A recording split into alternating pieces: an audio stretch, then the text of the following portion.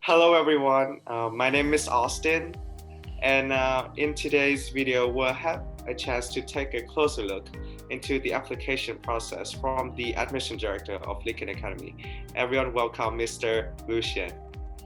Hello, first of all, xin chào Vietnam. Yeah, Nice to meet you guys. I've noticed that you've been to Vietnam before, especially you even went viral once for eating bún chả in Hanoi. It was And so good. how was it? First of all, I have had so much more exotic food that the bún chả Hanoi, frankly speaking, is not that weird.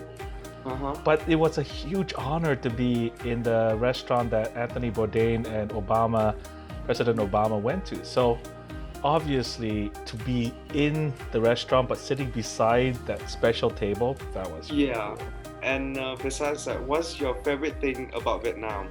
Is it the people, the food? I something else? experience culture through food, people, and a little bit of language. So they intertwine, but I like to do it through local street food first, and learning the names of the food I'm eating. And I'm very willing to try whatever you guys adore, even if it's a little bit strange to me, especially if it's something that you adore. I want to know what it tastes like, and then I want you to tell me what it's like. So getting to make that video on site and then going to the market after that was really cool. When you are reading applications, what are some of the things that you look for, particularly in an application from an international student or perhaps a Vietnamese student? So especially for a Vietnamese student, I know you guys work incredibly hard. I see it all the time. I mean, after school, you go to tutoring, you come home and you go back out to more classes. You don't stop until midnight, 1 o'clock. I get that. So no question. I know you guys work hard. I know you guys work on your English. It doesn't bother me that much that your pronunciation's a little bit off.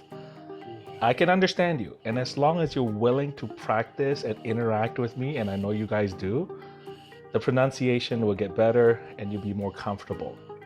But what I'm looking for is that you're willing to take risks. Do something difficult, do something unusual. You get to pick what it is, and then you tell me why it was uncomfortable and what you were like when you started and you get better. It could be travel. It could be doing something that you didn't think you could do, like dance. I interviewed a boy from Vietnam some time ago who took ballet classes. That is unusual. You think about how much pressure and teasing he went through, but he did it because it made him more agile. He's actually a sports person, and after the ballet, he was actually faster, stronger, more agile.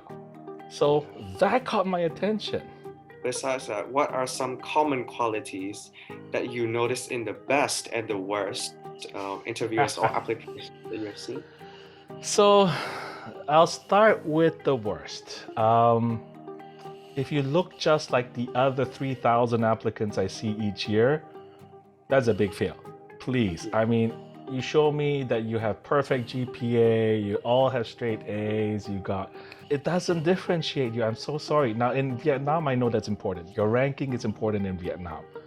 But when you talk to me as an American school, that's one component. I mean, obviously you can't be a dropout from school and failing constantly. But once you have a certain level, it doesn't make you more interesting. The other thing that is really challenging is if you are incredibly shy, like you refuse to even try. If you have some experience, even if you think you're bad, tell me where you're at. I'm not here to judge you. I'm here to be honest at where do I meet you? How do I work with you? So don't be overly modest. The third worst thing I see about applicants, they boast about what they think I want to hear versus talk to me. So it sounds like I'm talking to somebody with a rehearsed speech, and every chance they get, they go back to the rehearsed speech.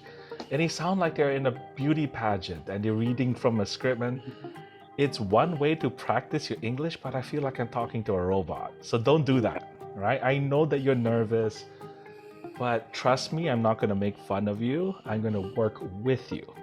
Okay, so those are the 3 worst things I've seen. The 3 best. I had someone try so hard that they started crying. Oh. And I offered them, hey, it's okay, don't cry. It's like, no. I'm crying because this is uncomfortable, but I'm gonna keep going. I'm like, whoa. For real, I mean, major respect that this dude just pushed through it. Yeah. And I'm like, I was impressed because if you can do that in front of me, trying to do this, I can't imagine what else you're willing to do that's uncomfortable to you. I mean, major respect, right? Yeah. Push past the embarrassment, push past the stress. I'm gonna do this. Another one is do some research. A lot of stuff you can discover on your own. I know that there are plenty of schools out there, but when you narrow your 3 schools, the more you can talk to me about what you love about my school and what you look forward to experiencing, the more interesting you become, because my conversation with you can be very real. And then it's kind of like saying, hey, I've read a book. Well, let's talk about the book. Oops. Actually read the book, right? Don't show off, because if I start having the conversation with you and you haven't, it's not going to work for you. But if you actually love the book and you can talk intelligently about it, major plus. So that's number 2. The third amazing thing I would say about my favorite applicants is they make me think. They ask questions, go, not that I don't know the answer, but never thought of it that way. Like, for example, one time I caught myself being too uncomfortable to try a certain situation. And they got offended. And it's like, Mr. Tan, you told me you are interested in experiencing culture. This is very important to me. And I can see that you're very uncomfortable. You said that it's very good to observe and experience even if you're uncomfortable. And he stopped. And I looked at him and went, you're right. And I apologized. And I said, you know what? You have a very good point. You got me. And I will calm down and I'll try this with you. And I said, you know what? I think a lot of that was nerves, but I'm okay now. And I actually think this was okay. But that applicant showed me a confidence far beyond his years. I was actually a little bit intimidated when he said that. Age does not give you maturity. Age does not give you confidence. Experiences do. So I'm thinking, what did you go through to be that fierce? What did you go through to be so confident that you can take my words and throw it right back at me respectfully but fiercely? Thank you, Mr. Lu-Shien, for spending time with me and everybody else. Cảm ơn, xin chào.